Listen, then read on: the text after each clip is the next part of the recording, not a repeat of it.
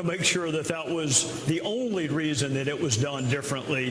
There was an exoneration memo drafted in May of 2016 that, as a former prosecutor, I just found stunning. I find stunning that a law enforcement officer would draft it 2 months before you have interviewed the target of the investigation and before you've interviewed almost 24 witnesses. So we need to know what role, if any, Special Agent Rybecki had in that. We need to know whether or not there was also a prosecution memo. We've seen the non-prosecution memo. Was there a memo laying out the case if they had decided to prosecute, and if not, why not? Yeah, I mean, that's a great question, because their argument is that it's normal to write up preliminary documents for either side of the equation. But as you point out, we've never heard if they did that in the same way for an argument that there was a prosecution in the works.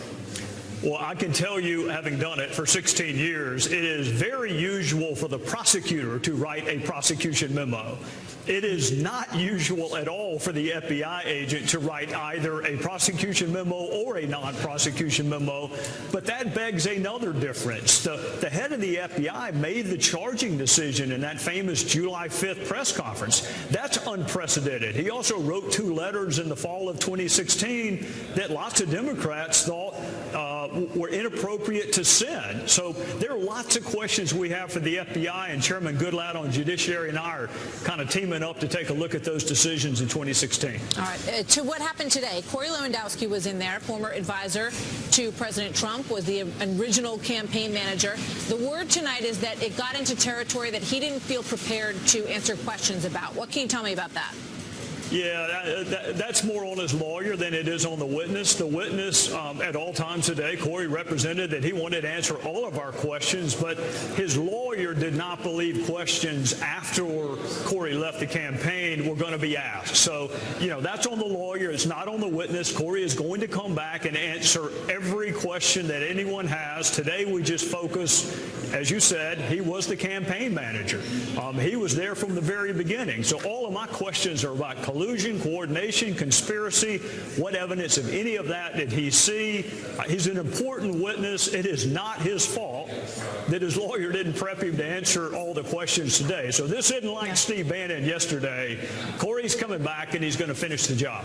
Just to put a bow on the Corey Lewandowski part of this story, he has said all along that there was absolutely no collusion, that he has nothing to hide. Was there anything in today's testimony that changed that? Nothing.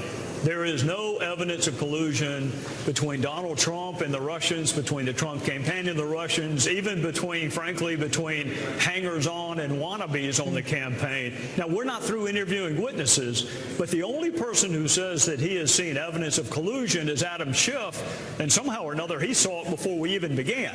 Other than that, no one can cite to any evidence of collusion, which is why they're now pivoting, Martha, to the obstruction of justice claim and away from collusion. Did Adam Schiff find anything to be concerned with Corey Lewandowski today? Oh, Adam can always find something to be concerned with, even if he has to manufacture it. His biggest problem is that he got out in front of his skis earlier this year, or early last year, and said that he had evidence of collusion that was more than circumstantial, and there ain't none. In terms of Steve Bannon, the word is that he slipped up early on in the question and answer yesterday and went into the territory after the president was elected, and then it's saying that he spoke with Reince Priebus and that he spoke with Sean Spicer about the June meeting at Trump Tower, and then pulled back and said, oh, wait, I'm not allowed to talk about anything after the campaign. Is that an accurate depiction? I would take exception to the phrase slipped up. I think he did exactly what he was supposed to do, which is answer all the questions. Where he really slipped up is when he cited a privilege that doesn't exist. That was the slip up. Initially, when he answered the questions during all relevant time periods, that's what you're supposed to do. It was only when he got this notion that, hey, I'm gonna create a privilege that no one's ever heard of before, that doesn't exist in the law, and I'm going to kind of compartmentalize what I will and will not answer. That was a slip up to me. All right, so the characterization of Steve Bannon is that he has flipped, that he's saving everything he knows for his conversation with Robert Mueller, which is now not in front of a grand jury anymore, and that he is, quote, the most dangerous man for the Trump administration. Do you agree with that? Whether or not he's dangerous, I don't know. I just met him yesterday. I think the only thing dangerous for President Trump or his campaign is credible evidence. This is the same witness that said that there was a 0% chance that the Russian lawyer wasn't walked up to Trump, and when he was asked what that evidence was, he came up with nothing. This is the same witness that said that members of the president's family committed acts of treason. So he's got a credibility issue. If they're hinging the entire case on Steve Bannon's credibility, good luck to the prosecution. Trey Gowdy, always good to see you. Thank you very much, sir. Yes, ma'am. Should Donald Trump win the presidency? Joining me right now is Congressman Trey Gowdy of South Carolina. He's the chairman of the House Oversight Committee. He's a member of the House Judiciary and Intel Committees. Congressman, it's a pleasure to have you this morning. Thanks so much for spending the time. Yes, ma'am. Thank you. Do you now have the documents that you have been requesting since August to best assess whether or not there was a massive abuse of power at the FBI around the election last year? I think we have an agreement that they're going to produce the documents. You're right, Maria. We asked for them in August. We shouldn't have had to wait until January to gain access to them, but I'll be back up there Monday. I don't think Devin has looked at the documents yet, but we got an agreement last week that they would provide them to us. Well, what is your sense in terms of what went on here? People want to know if Hillary Clinton is above the law. Well, I think there are a couple of things. You mentioned Strzok and Page. That goes to the issue of bias. That's incredibly important because I think your viewers, our fellow citizens, want an FBI that is bias-free and dispassionate. The other issue is, even laying bias aside, did the FBI engage in a process that we can have confidence in? And 2016 was a really unusual year. You had one major presidential candidate under investigation, and you had the campaign of another presidential candidate under investigation. So it's not illegitimate for Congress to ask the FBI and the DOJ, what did you do? Why did you do it? So we can understand the process. That is separate and apart from the bias evidenced by at least 2 FBI agents. So where does this lead? I mean, you've been stonewalled since August. You're finally getting documents last week and this week that you've been asking for since August. We know, for example, when you look at the Hillary Clinton side of things, her IT manager, Brian Pagliano, initially said he never deleted anything. To the FBI, he told the FBI, I didn't delete anything. Then apparently has an aha moment that says, oh, wait, yes, I did delete emails from Hillary Clinton after we know that those emails were actually recovered, and he gets immunity. So he gets immunity despite the fact that he lied to the FBI, deleted emails, and didn't tell anybody that there were these emails that existed. Well, there were several immunity agreements in the Clinton email investigation, and that's actually what House Judiciary and Oversight are doing together. We're not looking at Russia. That's House Intel Committee. But Judiciary and Oversight are looking at all the things that led up to Russia and whether or not the FBI and the Department of Justice handle this like they would any other case. And, Maria, quite frankly, I think the DOJ and the FBI would admit to you that they did things in this case that they had never done in any other one. Now, that doesn't necessarily mean a sinister or nefarious motive. It could just mean this was a really unusual fact pattern. But it's not illegitimate for us to ask. And I have been frankly stunned at how little curiosity my Democrat colleagues and how little curiosity some elements of the mainstream media have in the decisions that our nation's chief law enforcement agency and top prosecutors have made. It's all, you know, this time last year, Democrats wanted Comey prosecuted. Remember that? Yes. Harry Reid wanted him prosecuted. They were furious with the FBI, and now when we have a chance to go back and better understand the decisions they made and didn't make, there's a total lack of curiosity on behalf of my Democrat colleagues, which I just find stunning. Even though we know that Jim Comey leaked confidential information with the whole intention of getting it out to the New York Times and getting a special prosecutor in place. And that is just one of many questions I would like to ask former Director Comey. When you wanted special counsel with President Trump, you leaked things to the media.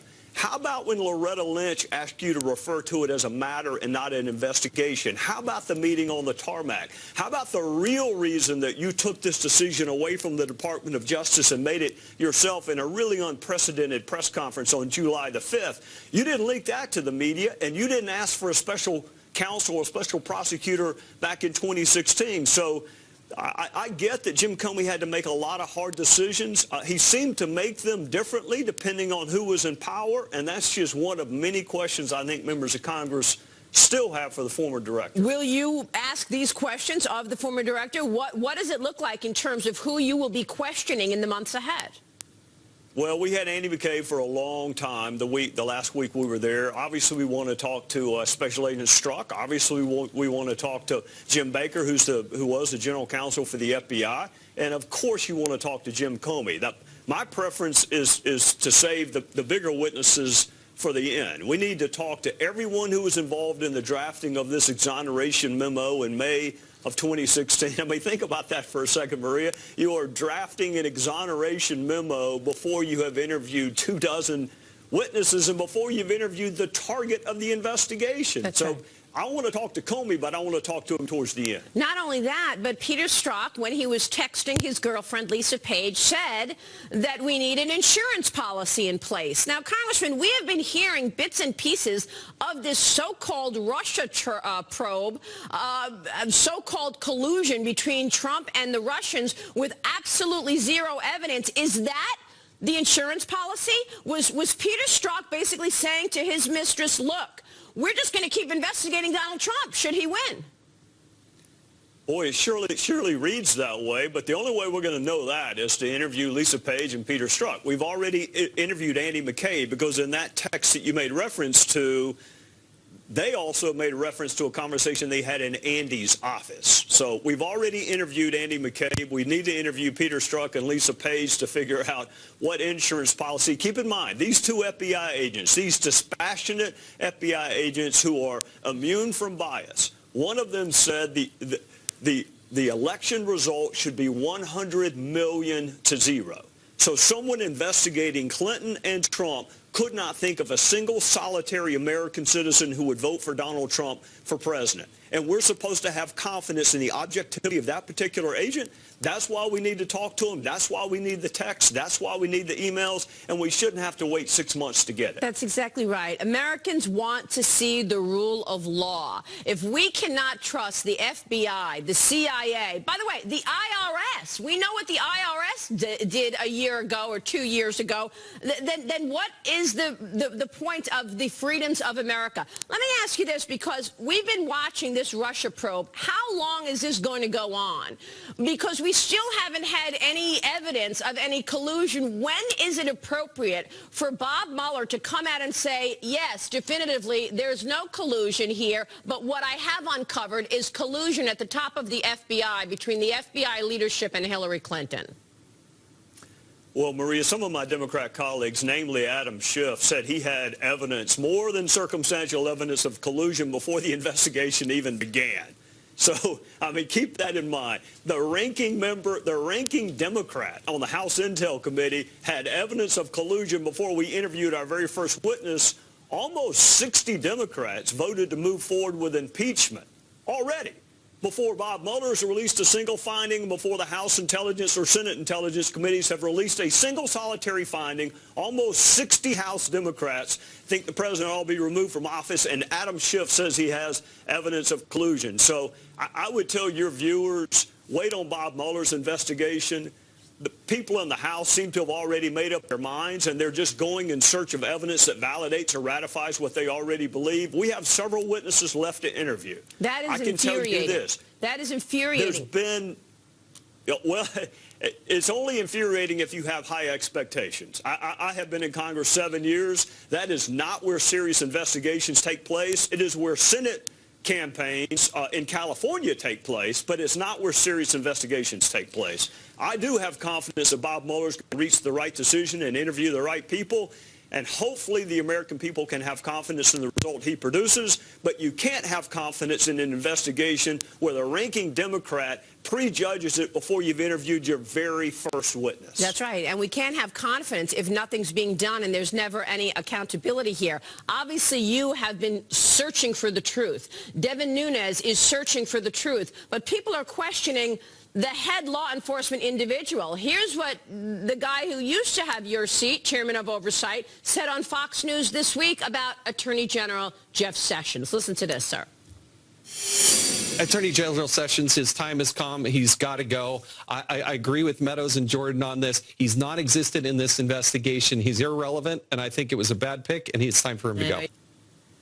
Should Jeff Sessions step down? Well, I think former Chairman Chaffetz, those are two different points. Whether or not he should step down, I can't think of anything he's done since he's been the Attorney General that warrants his removal from office. The better question, I think, is whether or not he should have been the pick in the first place, Maria, and whether President Trump should have picked him, and whether or not then Senator Sessions should have said, you know what, maybe I'm not the right person. Over 40 of our states have an Attorney General who is independently elected by the voters. Less than a handful have the governor pick the Attorney General. So I think what your viewers and what my fellow citizens want is an Attorney General that is objective, that is fact-centric, that we can have confidence in whatever conclusions he or she reaches. And as long as we continue to pick friends and campaign supporters to be the Attorney General, and whether it's President Obama with Eric Holder, or whether it's John F. Kennedy with Bobby Kennedy, or whether it's Trump and Jeff Sessions, the Attorney General position is too important to reward some political supporter with. So I can't think of anything he's done since he's been the AG that warrants his removal. I can think of a lot of reasons that maybe the president should have interviewed other people and found someone apolitical and independent to hold this very important position. By the way, at this point, the Democrats will make it very hard in terms of putting another AG in place. It would fall to Rod Rosenstein. Well, they made it pretty hard to put Sessions in place. I think the vote was, what, 51-49? That's the environment that we live in.